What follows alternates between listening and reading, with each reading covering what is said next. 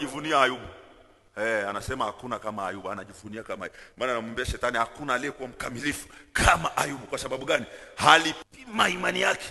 Akaona mimi nimempa kila kitu, nimeshavichukua lakini bado anapenda. Haleluya.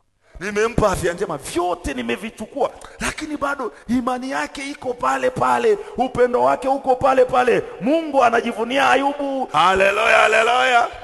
Sikiliza nikwambie, na wewe Mungu anapokupitisha kwenye jaribu, anapima tu imani yako na upendo wako kwake, full stop. Akishajua ya kwamba una misuli ya kuhimili ile imani, huko mbeleni lazima atakupa double katika jina la Yesu. Pokea double tangu sasa. Haleluya. Bwana Yesu asifiwe sana. Na watu wengi huwa wanamtuhumu sana huyu mke wa Ayubu. Lakini hata kama ni wewe mtu hapa Dongo Beshi, hata na wewe ungeweza kumkimbia kabisa huyo mwanaume. Yaani ungeweza kusepa kabisa. Imagine wewe labda ndo unasali hapa, halafu kwenye ile kanisa ndo fogo, ndo tajiri. Ikitokeaga michango wewe ndo unakuwa wa kwanza kutoa hela nyingi, na mke wako mko pamoja.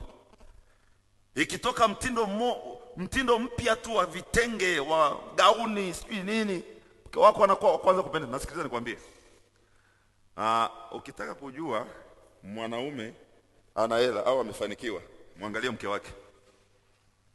Yaani mwanamke ndo always huwa anaonyesha kwamba nyumbani kuna hali gani.